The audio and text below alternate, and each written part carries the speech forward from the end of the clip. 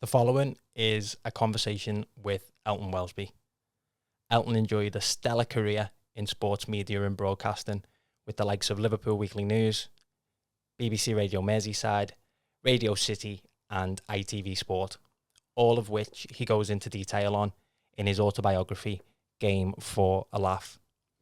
It's a fantastic read for anybody who loves the sports broadcasting stories of the 1970s and 80s, and has personal tales of some of football's greats, like Bill Shankly, Howard Kendall, and Brian Clough. I'll leave a link for the book in the description below, and I couldn't recommend it enough. I always enjoy having the time to speak with Elton, and I hope you enjoy our conversation. Elton, I've been lucky enough to have you on the podcast over the years, and one of the things I admire most about you is your memory and the stories you have from a tenured career and lifelong interest in sport. Your autobiography, Game for the Laugh, has so many wonderful anecdotes about sportsmen and broadcasters that I was brought up to hold in high regard, whether it's Andy King's heated car seats or Kevin Keegan yelling down your ear in Poland. I'm sure. I'm sure it Don't brought. remind me of that. It's a good job my mother-in-law has passed away. I'm sure it brought back a lot of memories, not only for you, but for people who lived through that era as well. Yes. Talk to me about your decision to put all these memories onto paper.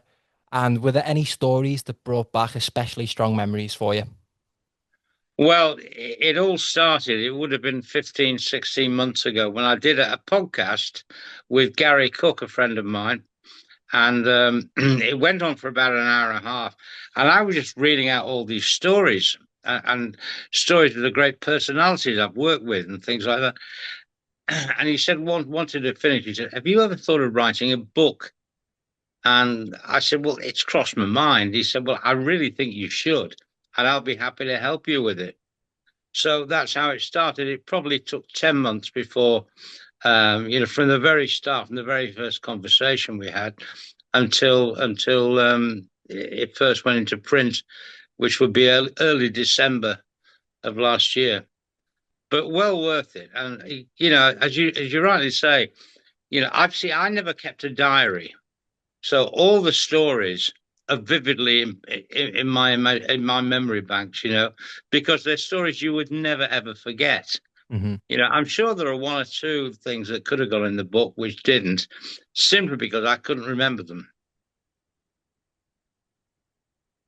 Yeah, but you've said, as mentioned, you've got a fantastic memory, and the stories that they make the book are absolutely sensational. From my first reading of the book, a recurring theme throughout your life seems to be these spontaneous opportunities that you manage to grab with both hands, no matter Yeah. how bizarre they are. Like Yes. being Very true. an impromptu physio for South Liverpool, or that phone call with Bill Shankly about Clyde Best. Um, Yes. I just wanted to ask about this skill of being adaptable. I And think I better tell the story of Bill Shankly and Clyde Best for those of your viewers who don't know what you're talking about. of course, Well, I was at the Liverpool Weekly News. This would be about 1971, 72. I can't be more specific than that. And I was looking for a headline story for the sports section, which I was a sports editor of. And I thought, this Clyde Best is doing pretty well for West Ham, you see. So I thought, I'll tell you what, I'll link Liverpool with Clyde Best. No sort of information, just a pure. It was done on a whim. Anyway, so the headline was, I'll never forget it: Liverpool to sign Best of the Hammers, and it went in the paper. And on the Thursday morning, when the paper came out, all the staff used to sit there in the morning with a cup of coffee and read see that their stuff in print. And the phone went, and a girl called Pat Gaskell answered it, and she said, "Elton, it's a phone call for you. He says he's Bill Shankly." I said, "Oh, sure, yeah. Very likely that Bill Shankly would ring the Liverpool Weekly News, a provincial paper, which was really it's so well in the south end of the city, Garston, that way." And so I picked the phone up. He said, "Hello," and he goes, Are you the man who wrote that story about Clyde Best?" I went, it's him. Yeah, yes, Mr. Shankly. Where did you get that load of rubbish from, son? You're a newspaper man. You should have good contacts. Christ almighty, there's no way we'll be signing Clyde Best. Oh, well, I'm sorry. Anyway, this went on. He berated me. He gave me down the banks. I'm glad it was on the phone and not face to face. I was shitting myself basically. So I ended up saying something along the lines of, "Well, listen, if if ever need any help, you just got to give me a ring, son." And I said, "Well, I'm thinking of doing an article which would appear in a week or so's time on the life of a football manager. Now, who better than you, Mr. Shankly? Come to my office in the morning next Thursday and spend the day with me and see how it all works," which I did. And that was my introduction to Bill Shankly, who became, I have to say, a friend. Yeah. From my days at Radio City. Yeah. Yeah, I remember you telling me, and the accent is still absolutely on point there, Elton. I just wanted to talk a little bit about the skill of being adaptable, because as mentioned there, from quite early on, these spontaneous opportunities seem to sort of throw themselves upon you. Well, it's recognizing those opportunities. Like when I was leaving the Weekly News Group, Radio City was just starting out, and I did a little bit on Radio Merseyside, reading the racing results and some of the football results and the amateur football results. And I was in the office one day, and Eddie Hemmings, who became very famous with his commentaries and presentation on rugby league for Sky, he was on the phone to David Maker, who was kind of the news editor of Radio City. And Eddie was on the phone to David Maker to say that he turned down the opportunity of joining Radio City, this brand new commercial radio station in Liverpool, because he wanted to stay at Radio Merseyside. Now, I only heard Eddie's side of the conversation, but it was quite obvious that David Maker was somewhat taken aback by this. It was only about 2 weeks before Radio City was due to go on air for the first time, October the 21st, 1974. So this will be near the end of the first week in October 74. And I heard this and I thought, this is a chance. So I literally legged it outside of Radio Merseyside to a phone box, rang Radio City. Remember phone boxes? Rang Radio City, got through to Mr. Maker. Could I come and see you? I'm the sport editor of Liverpool Weekly News, and I'd like to think my immediate future lies in radio. So I went, and I virtually got the job on the spot. It was purely by chance. If I hadn't listened to that conversation, half of a conversation involving Eddie Hemmings, I probably wouldn't have rung Radio City. Mm-hmm. Let's call it wit and that ability to pick up on opportunities like that.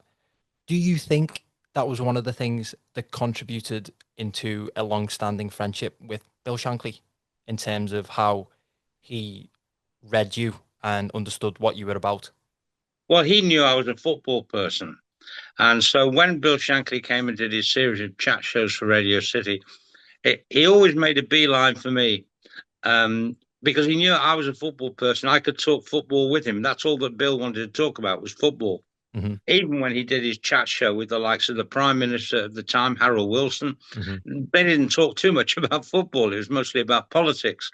When he interviewed Lulu, the great singer, Lulu, well, I say great singer, you know what I mean. They talked about show business and things like that. Bill really just wanted to talk football. And so, for example, when he was interviewing Harold Wilson, he'd asked Wilson a fantastic question. He said, "Harold, who was the first socialist?" And Wilson was only would you be talking about Ramsay MacDonald, Bill? No, Jesus Christ. So this interview, that line was the most memorable. There were lots of them, but that one stuck out. Mm. He came out of the studio, which was filled with smoke, by the way, from Harold puffing on his pipe all the time. He came out of the studio, coughed a bit, and he absolutely saw me. There were loads of people in there, by the way, Secret Service people, for example, all the staff of Radio City were there because they wanted to see him shake hands with the Prime Minister. Anyway, so Shanks came out and he spotted me amongst the crowd, made an absolute beeline for me and said, "Elton, son, he tried to steal my thunder." Yeah, and we were thinking, here we go, the most powerful man in the country talking to Harold Wilson. Fantastic. You've told me many fantastic Shankly stories in the past, but could you tell me about the hot dog incident in Bruges? Of course, I'll tell you with pleasure. All these are in the book. I hope it doesn't put people off from getting a copy. But yes, well, Bill Shankly was going to be my co-commentator for the 1976 UEFA Cup final, Bruges against Liverpool, second leg, Liverpool leading from the first. And Bill was stationed with the players' wives. I was actually with the team. Now, Bill didn't like that. You know, he felt his nose was being pushed a little bit out of joint, to be truthful. And so many of the other journalists, the Merseyside Mafia, as we were known, we'd gone out the night before and had a few and had a good meal and got back. And I'm thinking, well, I don't need to be up until about midday if necessary. I'd done all my homework. I was just ready to go for the commentary, which would be, I don't know, say 8 o'clock that night. So I was fast asleep in my hotel room. And the phone goes. I go, who the bloody hell's that? Hello.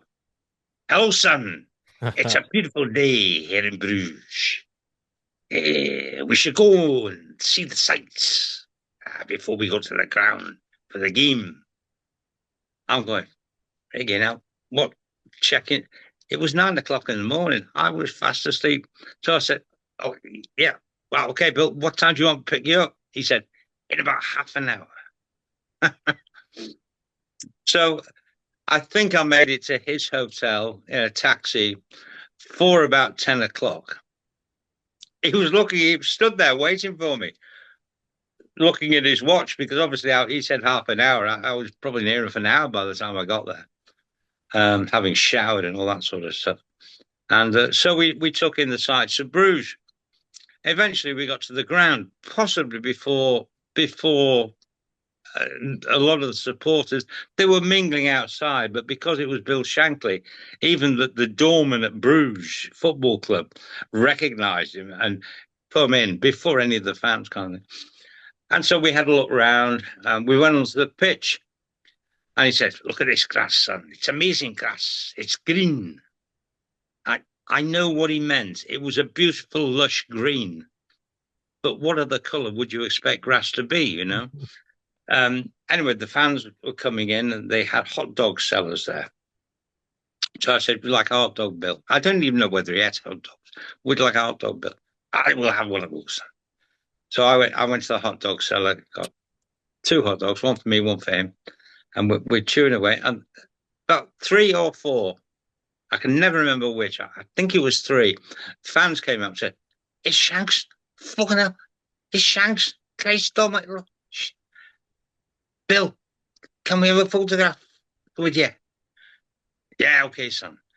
So Bill's standing there, 2 of them either side of him, and the guy taking the photograph. No mobile phones. This was a proper camera. And he said, "Bill, give us your famous clenched fist salute." And without thinking, he went like that. He had his hot dog in his hand, and the hot dog split and went like that. Well, I was in tux. I couldn't. But to Shanks, you got to understand. You got to know Shankly a little bit to fully understand this. It was if it had never happened.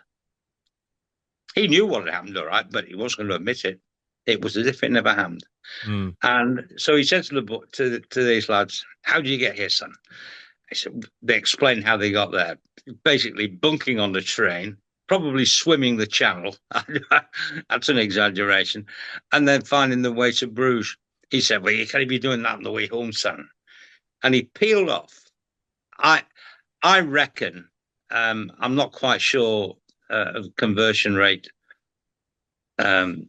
between then and now, but I reckon he peeled off something like 60 quid, all that he had in his wallet, basically.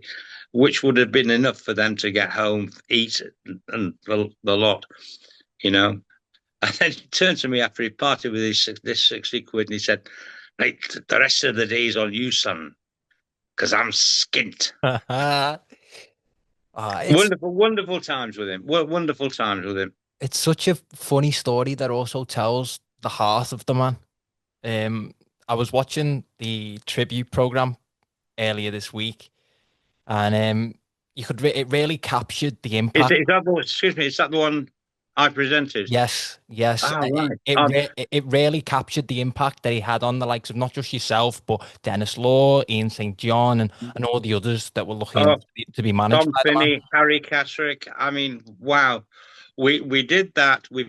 We did that program on the day he died, and it was to go out probably just after news at 10, 10:30.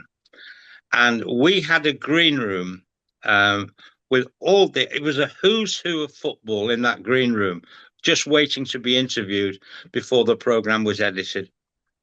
Oh, fantastic.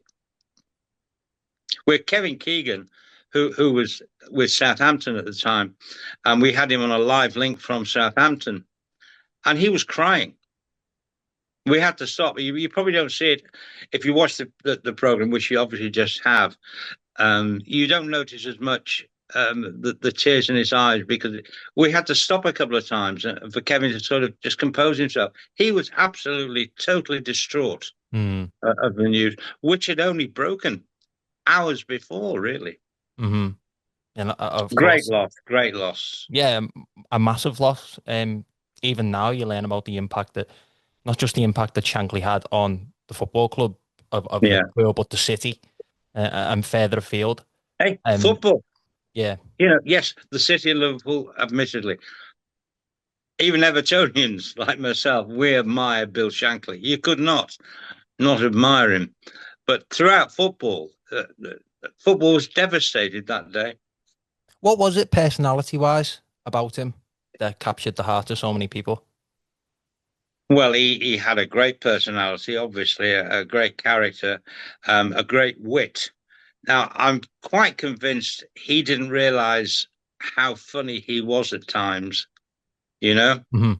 But he could say things like that example I gave you of Bruges, amazing glass sun, it's green, Hmm. you know, but he'd say things which became known as Shanklyisms, Hmm. Um, a wonderful line. I put it in the book. I wasn't there, so this is a second-hand story, although I know it's true. That he was visiting Preston one day, where, of course, he was legendary as a player. This was after his retirement, and they were playing. I think it was Sheffield United, and Tony Curry had played a fabulous game for Sheffield United. And some erstwhile reporter in the press conference afterwards, the managers were down there, but everyone wanted to talk to Shanks, not the Hmm. two, the current managers of Preston and Sheffield. They wanted to talk to Shanks. And they said, "Well, how do you think Tony Curry did today, Bill?" He said, "I played well. Yeah, good play." How do you think he compares to Tom Finney? Oh, that's something you do not say to Shanks. But he took it on the chin and sort of went, well, I both good players. How does he compare to Tom? Difficult to say, son, because Tom is 60. I From what mean, I've heard and what I've learned, he held Tom Finney in really high regard, didn't he? oh, worshipped him. Again, it's in the book where I once asked him, sort of knowing what the answer would be, but I wanted to hear exactly what he said. I said, "Well, how did Finney compare to Stanley Matthews?" And he said, "No comparison, son. Stan, Stan will beat a player, bring it back, beat him again, and cut inside, and then go outside again, and then cut back. Tom will beat the player, beat another player, and then score a goal." And if you look at the statistics of Finney and Matthews, it's borne out. Finney scored a hell of a lot of goals. Goals per game ratio was terrific. Hmm. Matthews wasn't. Yeah, yeah. I love learning about those two because it reminds me just of what I was taught about by my granddad growing up. holding those two in terms of, among the greatest footballers that this country has ever produced. In terms of Shankly, I think as well, one of the things I wanted to explore now that I've got the opportunity to speak with you, Elton, was what sort of lessons did you learn from Bill in your time of getting close with him? Well, I couldn't, as a broadcaster, probably not a lot, but in terms of understanding football, quite a bit. Because we talk football. For example, in '76, same year as the Bruges match, when Bob Paisley got Manager of the Year, there was a presentation in London, and they were surprising Bob by getting Bill to make the presentation. Bob didn't know that Bill was going down. And he said to me at Radio City, probably a couple of days beforehand, "Are you going down to the presentation ceremony, Bob's Manager of the Year award?" I said, "Yes." He said, "Well, I'm going too. We'll go together. We'll go on the train and we'll drink tea all the way there," which we did. But also in that, what was then, 3.5 hour journey in those days, we just talked football. You can't put a price on that. No. You can't put a price on having Bill Shankly opposite you, one on one, for 3.5 hours without any formal stuff, without microphones, just chatting and drinking tea. You learn by doing that, as I learned from Bob Paisley over 3.5 years at Radio City, traveling with Liverpool at home and abroad. I learned so much about football from Bob Paisley. Mm-hmm. Yeah, and what's really striking to me is, especially through reading your book, is how much times have changed. Because a young broadcaster would probably never get that sort of opportunity now. No chance, not a chance in hell. No. No. I mean, I used to travel on the Liverpool for games in the first division, as it was then. If I was doing a commentary on the Liverpool away game, I'd travel on the bus with them, with the team. Yeah. Gosh, that wouldn't happen today. No. No.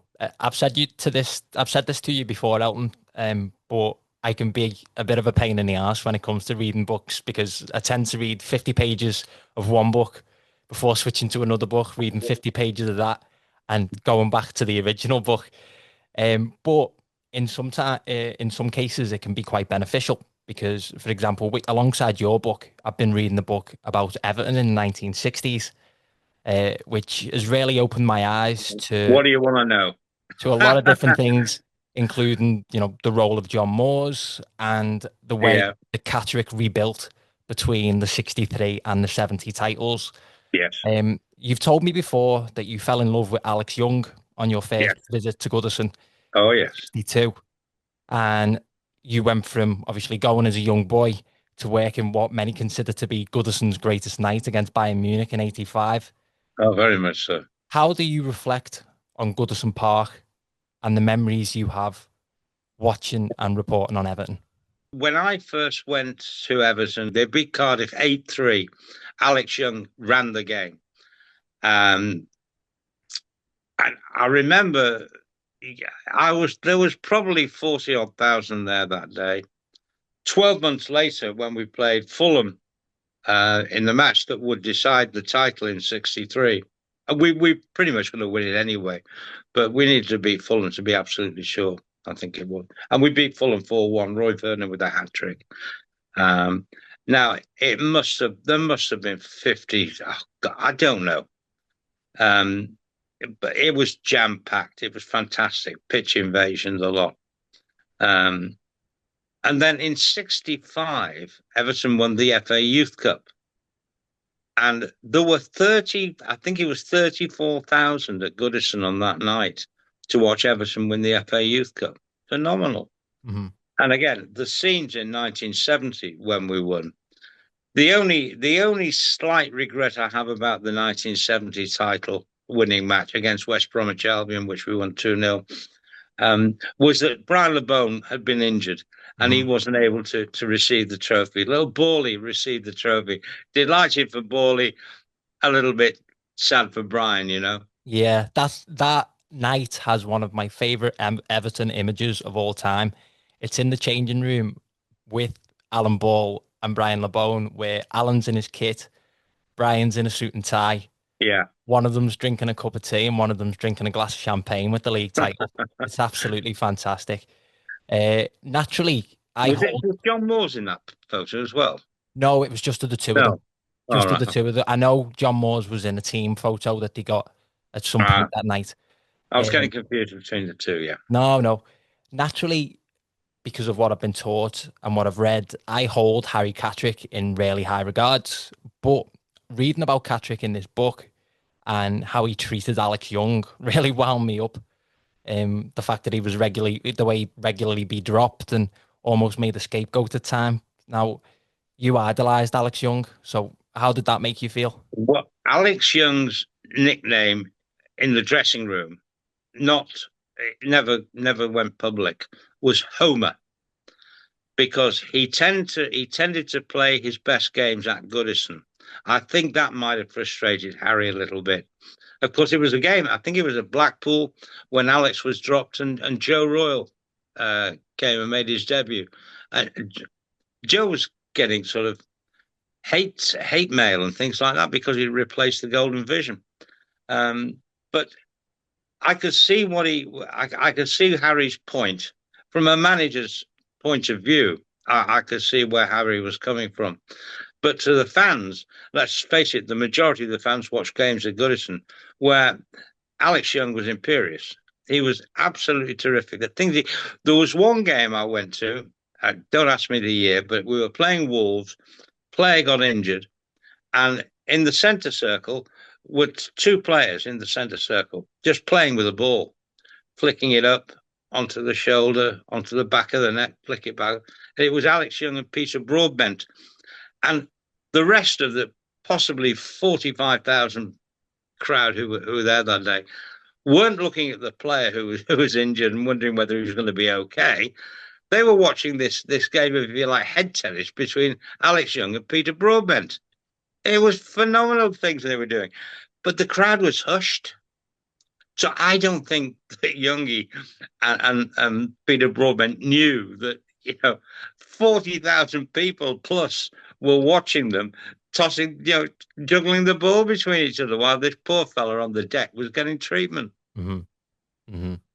Obviously, from around that time, there's the famous image of the guy with the placard that said, "Sack Catterick, keep Young."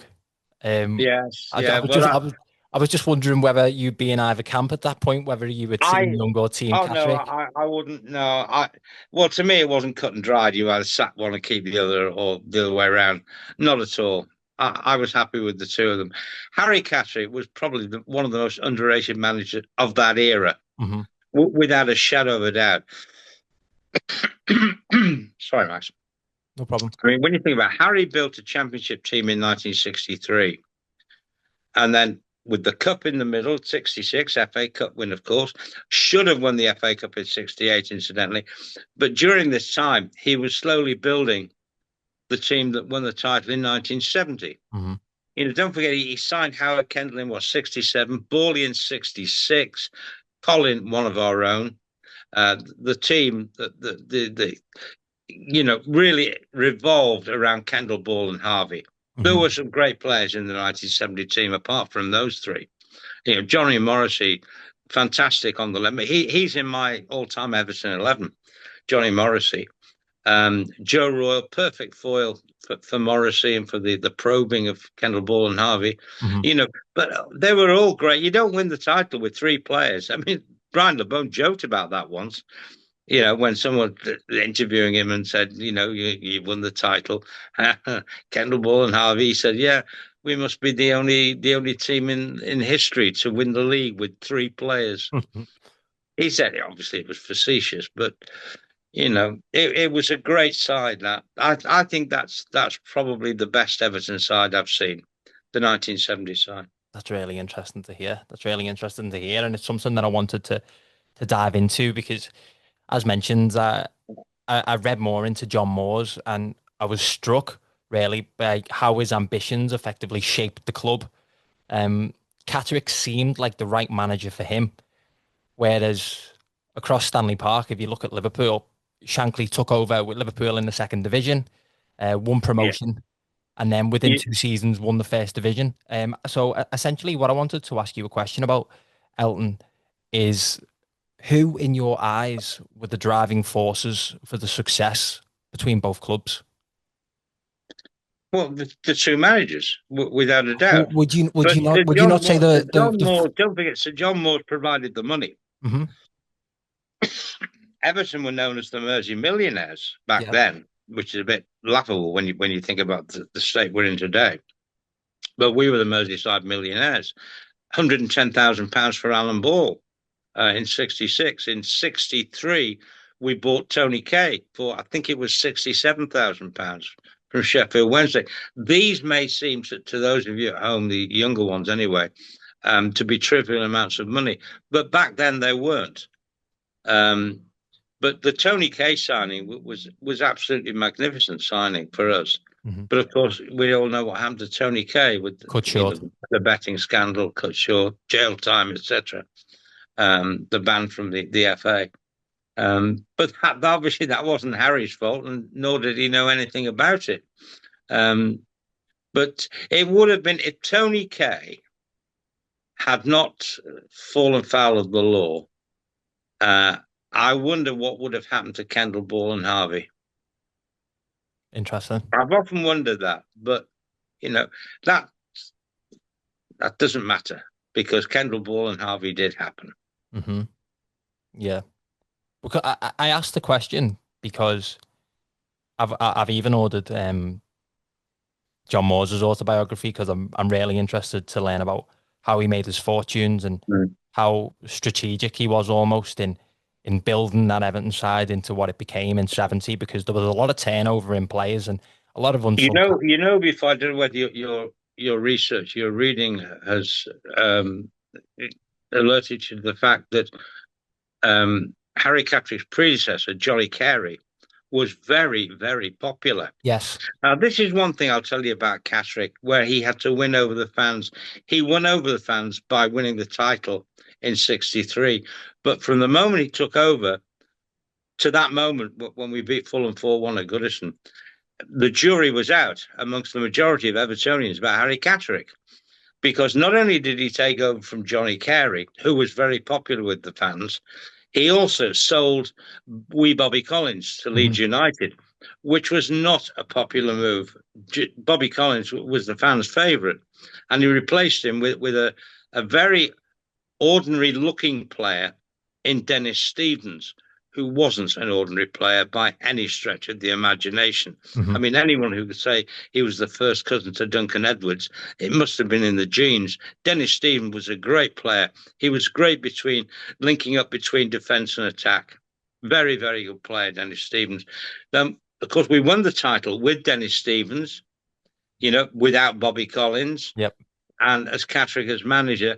And that's, I think, when the fans wholeheartedly accepted Harry Catterick as the Shankly of Goodison Park, if you like. Although those two were totally different. You had one introvert, Harry, and one extrovert, Shanks. And that's why the headlines in the Echo invariably will be from Shanks. Okay. That makes sense. And an interesting point on Catterick. Now, I know he was a lot more of a suit and tie manager than a tracksuit manager, was one of the reasons why he varied so much from his predecessor Yeah, in the Carey. players used to joke that if Harry put a tracksuit on, it used to mean the chairman was coming down or the press were coming down. Hmm. Did Harry's playing career at Goodison not buy him any credit when he came in as manager? I can't speak for that.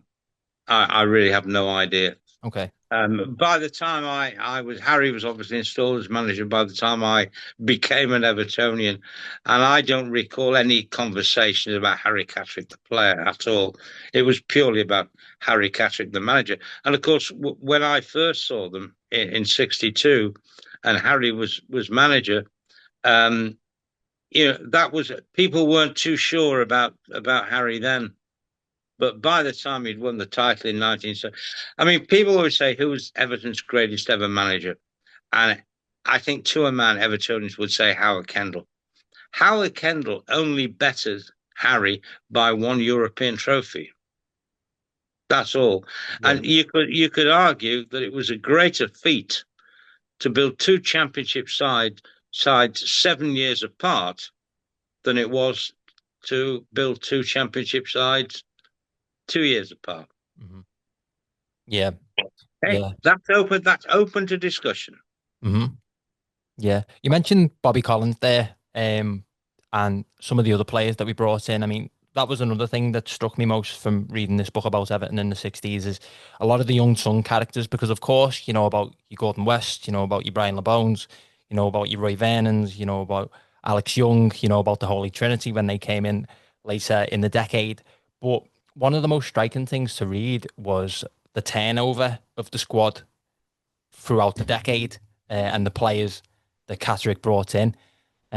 Players like you said, Johnny Morrissey, Dennis Stevens, Alex Scott, John Hurst. Any other players spring to mind that don't get the credit they deserve during that time for Everton? Well, here's the thing.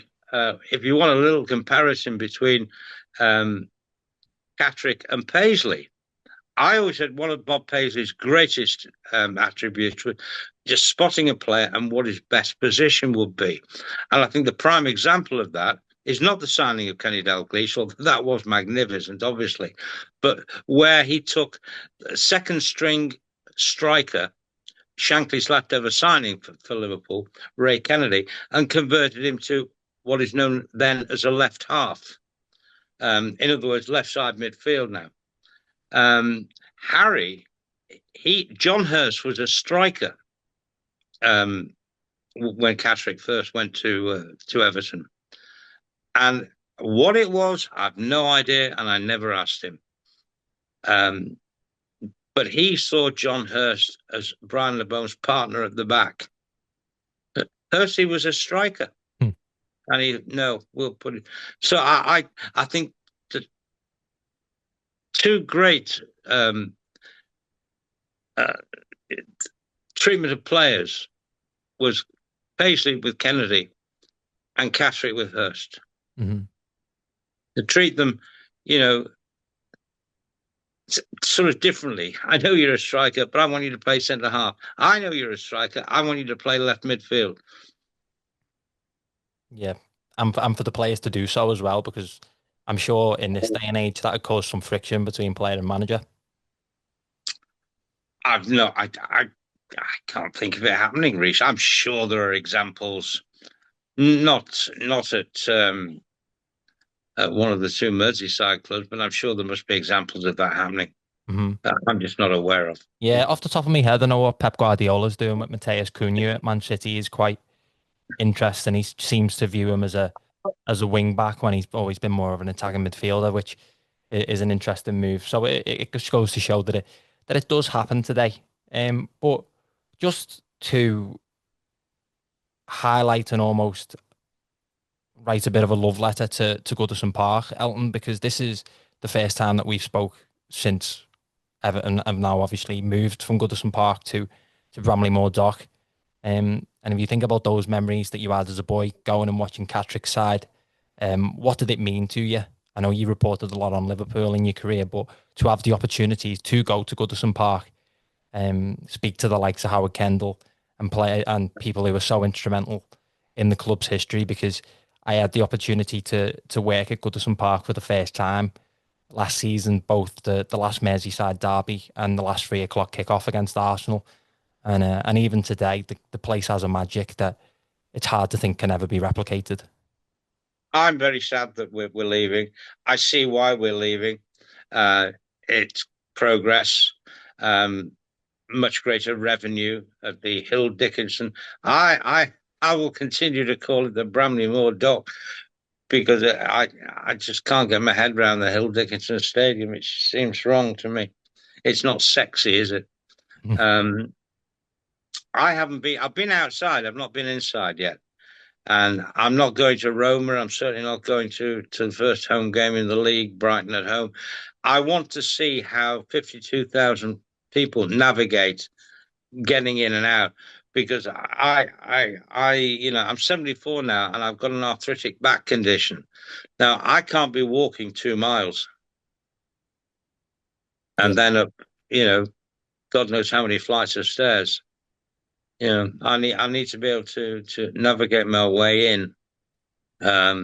So I'm going to see how it maps out for the Roma game and the Brighton game, and Yeah. see what people say about it afterwards, etc. Hmm. Um, I can't wait to go, you know, because I can still remember sitting in the Bullens with my dad watching Alex Young orchestrate this game where Everton beat Cardiff 8-3. I can still see that in my mind's eye. I can see Alex Young's goal against Tottenham on the way to the title in '63. Roy Vernon crossing the ball and Alex Young climbing above Maurice Norman. Maurice Norman, who was probably 6 inches taller than Youngie, coming down with Young hanging like defying gravity and heading the ball past Bill Brown into the back of the net. Hmm. I can see that now. In fact, I'm getting goosebumps now just Yeah. thinking about Yeah. it. Those moments as a fan in the stands are, memories that will, as you know, they'll live with you forever. I'm interested to know, you know, when you embarked on the career that you did, when you had that opportunity to be at Goodison Park in a working capacity, how did that feel for you? Fantastic. I mean, I I'd been a few times. Obviously, when I was at Radio City, that was great. I didn't have to show a pass or anything. Everyone knew me. The doorman and everybody knew me, and so I just used to walk in. All right, yeah, I'm up, and up to up to my seat in the press box to cover the games. The one I remember most vividly is the Bayern Munich game, as you mentioned earlier, because I was just a reporter at that game. It was going to be highlights on Granada, possibly the rest of ITV that night, and it was the most wonderful occasion. Goodison Park was throbbing, it was vibrating, and in the second half, Andy Gray primarily with a lot of help from Graham Sharp bombarded Bayern Munich, absolutely bombarded them. When we were 1-0 down at half time, it looked bleak at half time. The second half turnaround was quite remarkable. And obviously, 1-3-1. Uh, I was upstairs watching this, watching the final whistle and the players. I suddenly realized, cracky, I've got to be down in the tunnel to interview the players when they come up. So I hurtled down to the tunnel, got there before the players came off, and I'm waiting at the top of the tunnel with the players coming up off the pitch with a camera and a microphone. And the guy I wanted to speak to was Andy, because Andy Gray was the man of the match in that game. Scored one, made two. And he saw me from right at the bottom of the corridor, and he made a beeline for me. It was like two Evertonians just celebrating. Hmm. Fantastic, A great wonderful experience. a wonderful Yeah. memory for you. Oh gosh, yeah. That was, from all my times of going to Goodison Park from 1962 onwards, I would say the atmosphere in the second half of that game was like nothing else. Nothing else I've experienced anyway. Hmm. So I'm told. So I'm told, and I just wish we could experience another night like that sometime Well, soon now at a I've new got a place. lot of sympathy with many of Neville Southall's recent comments. What are we doing? Celebrating, avoiding relegation. That's nothing to celebrate. You say, breathe a sigh of relief, get off at the tunnel, get changed, and go home. Don't Hmm. go parading around the pitch with your kids as if you'd won the league. Ridiculous. You celebrate, there's a time to celebrate, and that's when you've won something, Yeah. not when you've survived by the skin of your teeth. Hmm. I would agree with that. And one of the things that sort of, it's almost like a light bulb moment in my head trying to connect the dots, because with Everton Football Club, no matter how complex or difficult the present day gets, it's a football club that when you read the history books on the origin of the club, you understand what a seismic role it had in the development of professional football in this country, Oh, and absolutely. just I how mean, huge Everton Football Club are. But but yes, it without our history is it's a tale of glory. But since I'm not even going to include 95, although obviously to win the cup, our last piece of silverware was fantastic at the time. We haven't had a side worthy of Everton Football Club really since 1987, you know. And so to the eyes of the football population in this country, Everton are not a big club. Everton need to realise that.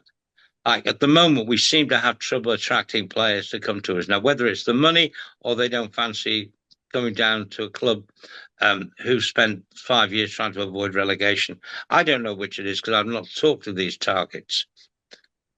But you've got to bear in mind that we are not a big club anymore. We're not the Merseyside millionaires anymore.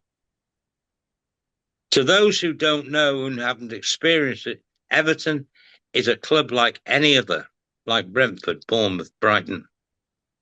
That's a sad fact. Not in my head, not in my psyche.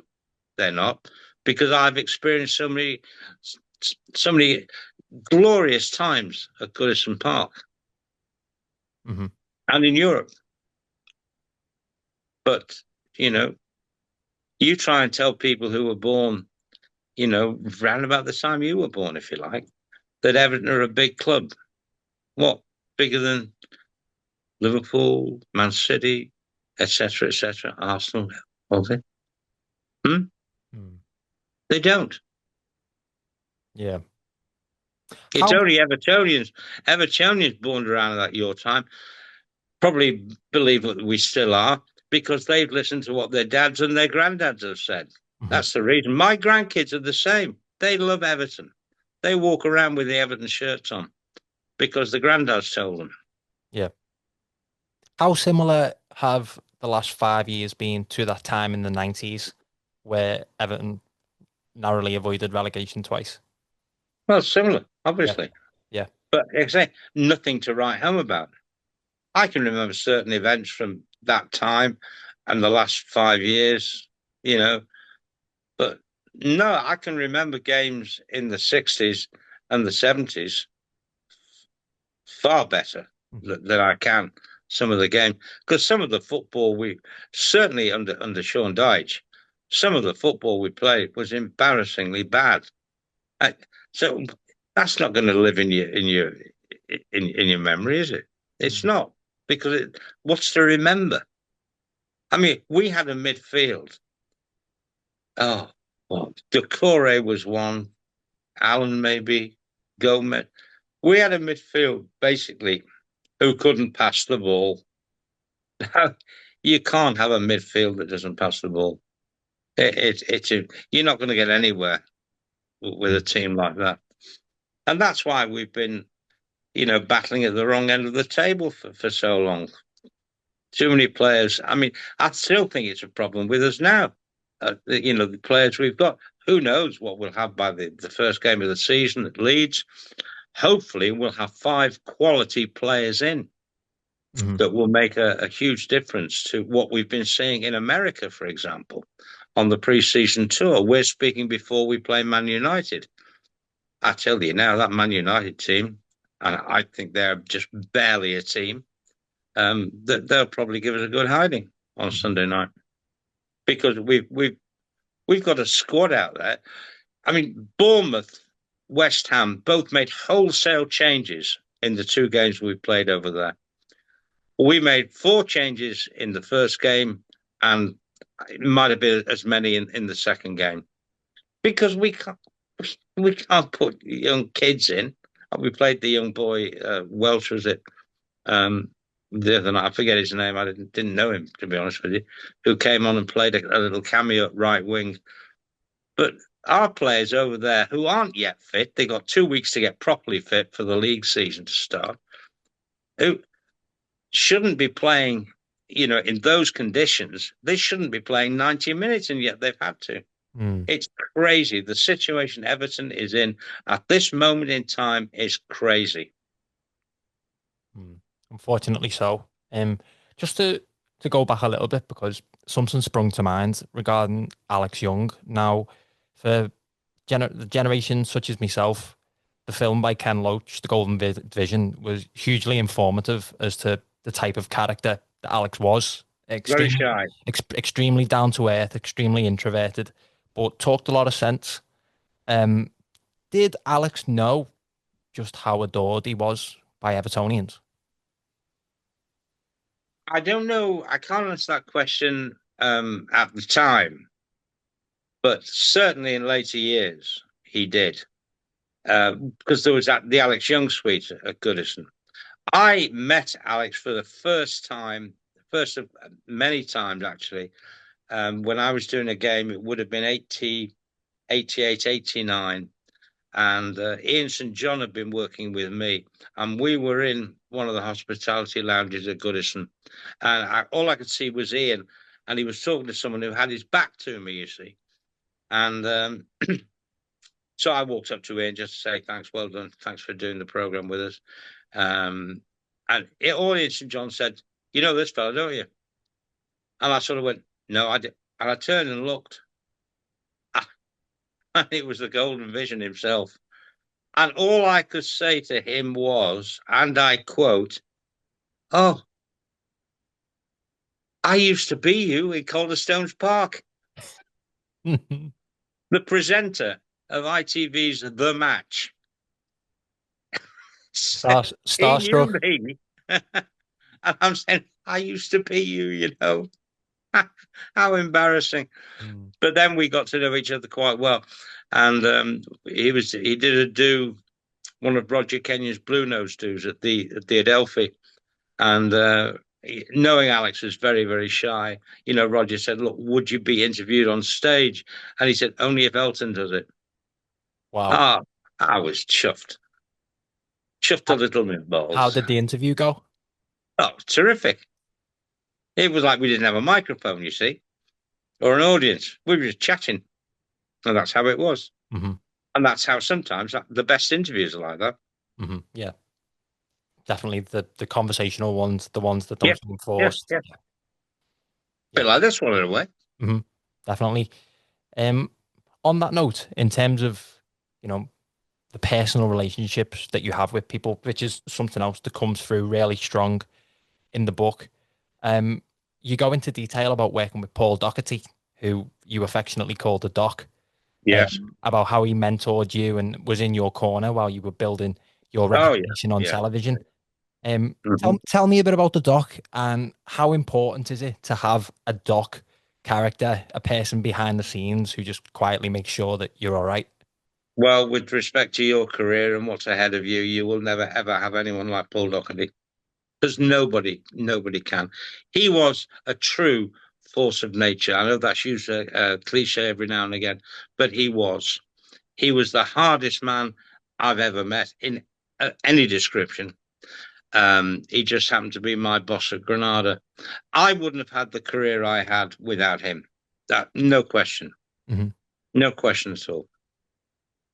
Any examples of when he really sort of did you a solid or did you a favor that you No, benefited from? it was just throughout. Whenever he came up with an idea for Granada Sport, of which he had so many, it was frighteningly true. He didn't look for anybody else to present those programs. He just said, right, we're going to do bowls. And, you know, the entire sports department sort of went, what? Bowls? It was hugely successful. That was his brainchild. He said, you're going to present the bowl series on Granada. And I'm thinking, I know absolutely nothing about bowls. So I made it because you lived in fear of the guy in many respects. Not that he was going to hit you or anything like that, but because you didn't want to be on his wrong side. Yeah. So I made it my business to learn about bowls. And I did. And it ended up being the second most enjoyable thing I ever did. There was a cracking segment on Saints and Greavesy about that, wasn't there? Or a bowling segment once that made a Saints and Greavesy show, I'm sure. I think Jimmy Greaves had a crack at it. It was the Pipe Man of the Year, as in smoking a pipe. And Jimmy, I think, had got Pipe Man of the Year. And he was being presented by David Bryant, the crown green, the flat green bowler, who always played with a pipe in his mouth, whether it was lit or not. He always played with a pipe in his mouth. While he was delivering the bowl, he'd have a pipe in his mouth. And so they set up this little like carpet bowls, a little mini, bigger than carpet bowls, but shorter than traditional bowls. And they had Greavesy playing David Bryant at this game of bowls, and I did a dummy commentary on it, which was fun, Mm-hmm. Yeah, it was good fun. Yeah. Yeah, that's one thing I think I could definitely benefit from learning from. Is that, What bowls?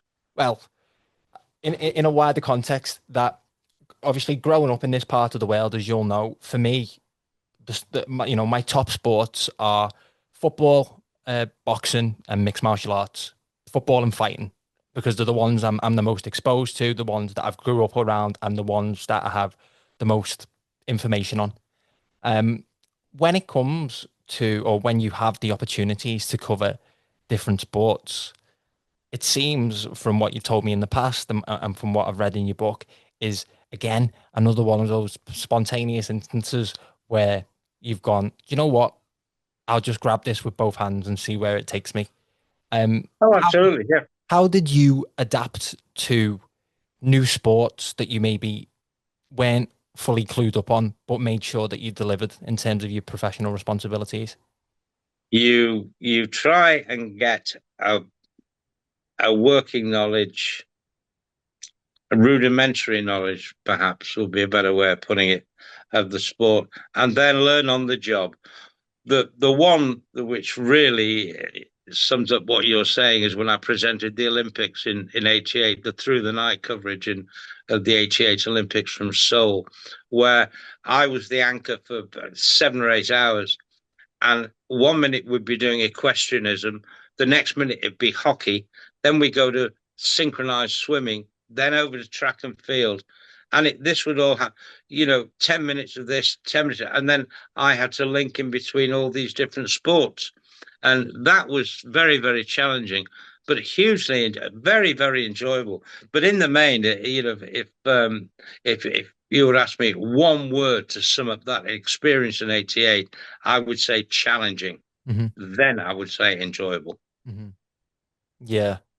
So in terms of how comfortable you felt, did you feel like, well, you I never. was surrounded. I was in '88. I was surrounded by a fabulous team of ex-Olympians: Mhm. Steve Ovett, Harvey Smith, Suzanne Dando, Sue Barker. They were all sat around me on a couch, and they made it easier for me. Because if I ever found myself in trouble or in deep water, not knowing what I was talking about, I'd just call up an expert, Dan Mhm. Topolsky on rowing, for example. Yeah. You know, I'd just call up an expert and he'd get me out the ship. Hmm. Yeah. So it's almost like having that self-awareness to just be like, you know what, I don't know enough about this, and that's okay. Be confident even if you're not. Right. Okay. Okay. Don't look frightened. Don't look like a rabbit caught in the headlights. Hmm. And if you're making a mistake, make it, laugh about it, exaggerate it. Okay. Don't cower away from it because the viewer loves that. If they see you squirming, they're Yeah. delighted. Yeah. That's true. Yeah. That makes sense. Um, Another thing I wanted to ask you about, before looking at wrapping the podcast up, I've really Sure. enjoyed it, and I always enjoy talking to you, Elton. No problem, pal. The Shaky, where was it? And tell me about it. The Shakespeare Theatre Club was on Fraser Street, in the just off the city centre, I suppose you'd say. Um, and it was a cabaret club basically, and it was fantastic. I first went there. Mate of Michael, Dave Jones, took me there. You've got to come to this cabaret club. Well, Bob Monkhouse was on. He said, "You got to come and see it." I was like, "Well, hey, I was more of a discotheque man myself." So I said, "Well, yeah, go on, we'll go." And I just fell in love with the place. It was like a Shakespearean. It really was like a Shakespearean theatre. It wouldn't have been out of place in Stratford-upon-Avon. It really wouldn't. Um, three floors, all with a great view of the stage, which was mechanical. The stage would go up to cabaret level, down to dance floor level, and then down into the basement where the likes of bands, will put all their instruments on, and then up it will come. It was just fantastic. Pete Price was the compere for all the time I was there. Well, yeah, for 3 of the years I was there, and then Pete moved to Manchester, and it was just, I mean, the people I met at the Shaky, and I mean stars. I'm talking superstars, who I met, and I was able to interview for the Liverpool Weekly News. So as much as I enjoyed working at the Shakespeare, which I did very shortly after that Bob Monkhouse introductory night, I used to write articles for the Liverpool Weekly News with the likes of Frankie Vaughan, Olivia Newton-John, Roy Orbison. Wow. Did that lend its hand? But I worked with them, and then I'd say, well, listen, I'd be in the dressing room anyway, and I'd say, give me 5 minutes for the paper, and then the next day I'd write up the article, and it would go in the paper. Yeah, that makes sense. And I was going to say that must have lent its hand in your journalism career, and yeah, it did. Oh, without a doubt, and it also taught me a certain presence in front of an audience, how to use my voice, because I did the DJing there quite a bit. And when Pete was on holiday, Pete Price was on holiday or working, as he sometimes did, once a week at Fagan's in Manchester, I would put the actor, I'd go on the stage and say, ladies and gentlemen, welcome. It's top of the bill time. I'd like to welcome a legend, a rock and roll legend, Mr. Roy Orbison, things like that. Yeah. I didn't actually do Orbison's week, but Pete was there for all of that. But I many acts on there, and it just gave me, I think it cured me of any shyness I might have had. Yeah. To be able to stand in front of, I don't know how many people it used to hold now, probably 1,000, on the 3 floors when it was full, and to be able to talk to that audience, get them in the mood, and then introduce them to the top of the bill. Yeah, that's an interesting subject, because I've spoke to someone quite established on here before who said, I was talking up because I think I've got a weird personality blend where I think I have slightly more introverted traits, but at the same time, like, I really enjoy stuff like this and I want to do it for a living. So, that is naturally an extroverted thing to do, to talk for a living. But this person, when I asked him about how he deals with sort of being in the public eye and public speaking and stuff, he said he's developed a completely different persona when he's in front of camera. So his actual personality and character is quite introverted and shy, but whenever he's in front of camera, it's like a switch has been flicked, and he steps into this different personality, if you will. I don't understand that. No, not for you. That sounds like he's an actor. Okay. Developing a character. Yeah. I was just me. Yeah. What you saw is what you got. Okay. Yeah. I'm not knocking you, friend. I'm not knocking that. I'm just saying that's not me at all. No, I just thought it'd be an interesting thing to raise to you, because, as mentioned, like you say there, being at the Shaky sort of cured any sort of. Yeah, but I was myself. I wasn't playing a role. I wasn't playing a part, as it were. I was still all right. I might have been speaking to 1,000 people, who I could see, as opposed to television where you can't see. And it didn't faze me at all, put it that way. Which I suppose when I first did it did faze me a little bit. But very, very quickly, I thought, I like this. Good. So by doing it naturally, you just become more comfortable, you become more natural, and absolutely look more like yourself. Yeah, makes sense, mate. And just to wrap up now, when you take a step back and when you look at your life as a whole and your career as a whole, it has been nothing short of spectacular, which I hope you do realise. It's inspired the likes of myself and many other people who've pursued careers in sports. Well, thank media, you very much. I appreciate what you're saying. Yeah, thank you. And I just wanted to ask if you could go back and speak to your younger self, maybe when you were a reporter at Broad Green Hospital, how would you describe the journey that you were about to go on? If an older me went to one of the corridors at Broad Green Hospital and told them that I would do, what was it, 3 World Cups, 2 European Championships, European Cup finals, etc., etc., I'd have said, the psychiatric unit, please. Can we have a straitjacket down here for this guy? No. When I was a hospital, a porter at Broad Green, no, no. No. Oh, anything that you'd say to yourself to prepare yourself for the journey ahead? No, because I probably wouldn't listen. Mm, I'd fair just say, I'll stop talking rubbish. play.